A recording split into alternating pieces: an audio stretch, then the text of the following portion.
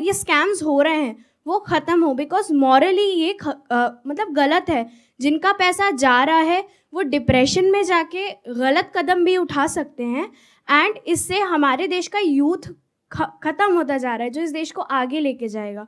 सो जो legal actions हैं वो लेने चाहिए।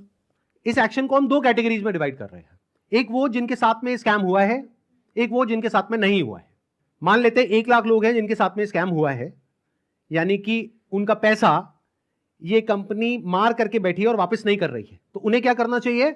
सबसे पहले जा करके एफआईआर करनी चाहिए। अगर वो पुलिस वाले एफआईआर नहीं करते हैं तो उनको ये सारे सर्कुलर्स दिखाने चाहिए कि भाई आरबीआई ने कहा है, आप ये लिख करके दे दो हमको कि आप एफआईआर नहीं कर सकते इनके अगेंस्ट, तो उन्हें एफआईआर लॉन्च करनी ही पड़ेगी। और अगर इंडिया के अलग अलग पार्ट्स में बहुत सारे लोग इस तरीके से एफआईआर लॉन्च करते हैं, तो जितनी भी हायर अथॉरिटीज हैं लाइक सीबीआई एंड ईडी, वो सब एक्शन में आ जाएंगी। मतलब उनको भी आइडिया लगेगा कि ये कोई छोटा मोटा स्कैम नहीं है, 500 करोड़ का स्कैम है, छोटा अमाउंट नहीं होता है। और ये पैसा किसका है? पब्लिक का है। और पब्लिक में भी एक बार को मान लो किसी 50-60 साल के आदमी का होता तो मुझे इतना दर्द नहीं होता, 18-19 साल के बच्चे का है जिसकी जेब में 50 रुपए नहीं होते हैं।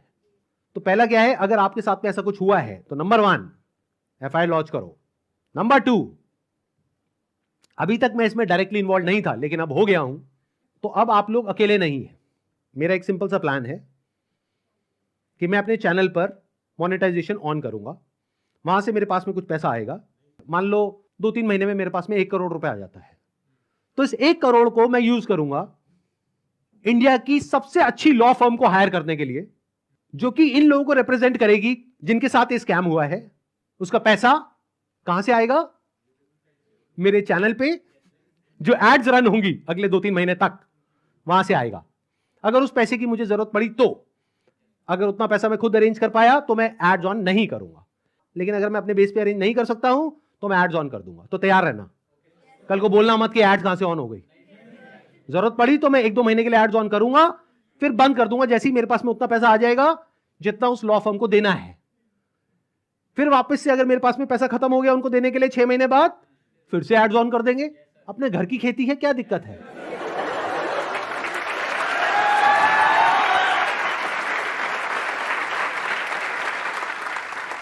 तो अब आप लोगों को क्या करना है, जिनके साथ में स्कैम हुआ है हमको ईमेल करिए। हमारा एक ईमेल आईडी है legal@sandeepmaheshwari.com। और आप लोग क्या कर सकते हैं, जिनके साथ में स्कैम हुआ है, आरबीआई का हम एक लिंक यहां पर नीचे डिस्क्रिप्शन में पोस्ट करेंगे, एक तो इन सर्कुलर्स का, प्लस आरबीआई के जितने भी ऑफिसर्स हैं अलग अलग स्टेट्स में, वहां पर जो उनके रिप्रेजेंटेटिव्स हैं उनका। तो आप क्या कर सकते हैं, जिनके साथ में ऐसा कुछ हुआ है, एक लेटर लिखिए छोटा सा, उसमें जो भी मन में है इंग्लिश में हिंदी में लिख दीजिए कि आपके साथ में ये हुआ, ये हुआ, ये हुआ, ये हुआ, और आपको अपना पैसा वापस चाहिए, लेकिन वो पैसा वापस नहीं कर रहे हैं। और साथ में सारे जो प्रूफ्स हैं, जो भी आपने पेमेंट करी, जो भी आपका रजिस्ट्रेशन नंबर है, वो सब अटैच करिए। इसको पोस्ट करिए, एक आरबीआई में और एक मिनिस्ट्री ऑफ कंज्यूमर अफेयर्स में। अगर ये करते हैं तो क्या होगा, सोचो उनके पास में हजारों लेटर्स पहुंच जाते हैं तो क्या होगा? तो गवर्नमेंट की जो भी सीनियर अथॉरिटीज हैं वो सब एक्शन में आ जाएंगी। अगर आपको बहुत ज्यादा डर लगता है कि पता नहीं क्या हो जाएगा, क्योंकि ये आदमी है तो थोड़ा अजीब, अभी जो कल वीडियो में आया है ये, इसने आकर के एक बार नहीं बार बार मुझे धमकियां दी है, 1 हफ्ते में देखो मैं तुम्हारे साथ क्या करता हूं। भाई तू क्या करेगा, कर ले, अभी कर ले। मैं नहीं डरता भाई, दिखता नहीं है मेरी आंखों के अंदर। मेरे को मत डराने की कोशिश कर बार बार, तू अपनी आंखें दिखा कर।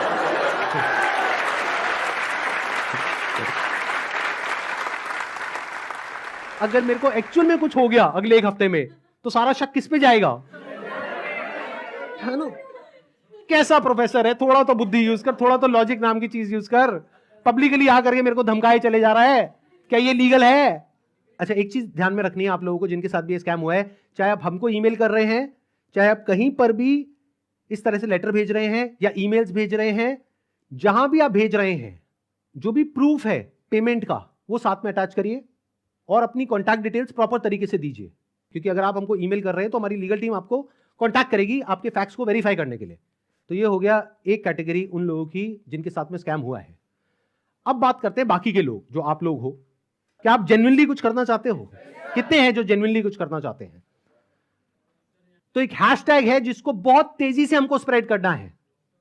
मतलब कि जब ये वीडियो अपलोड होगी उसी दिन ये हैशटैग हर जगह ट्रेंड करना चाहिए, हर यूट्यूब के कमेंट सेक्शन में, ट्विटर पर, इंस्टाग्राम पर, हर जगह इसके बारे में बात होनी चाहिए। उसके पीछे क्या वजह है? क्योंकि जैसे ये वीडियो अपलोड होगी उनको समझ आ जाएगा कि अब उनके लिए सारे दरवाजे बंद हो गए हैं, and it is just a matter of time जब उनके अगेंस्ट बहुत बड़े लेवल पर लीगल एक्शन होने वाला है। तो वो क्या करेंगे? वही जो पास्ट में ऐसे सब लोगों ने किया, वो देश छोड़ करके भागेंगे। इसका टाइम नहीं देना है। तो वो कब हो सकता है? जब आरबीआई के जितने भी सोशल मीडिया पेजेस हैं, मिनिस्ट्री ऑफ कंज्यूमर अफेयर्स के जितने भी सोशल मीडिया पेजेस हैं, वहां पर सब जगह ये हैशटैग ट्रेंड कर रहा हो, तो क्या होगा? इमीडिएटली उसके ऊपर एक्शन होगा। तो अब इनको रोकने का क्या तरीका है? एक हैशटैग है, ध्यान से सुन लो इस हैशटैग को, और ये यहां पे आ भी जाएगा नीचे और वीडियो में भी दिख रहा होगा आपको। Hashtag stop Vivek Bindra. रोको इसको भाई।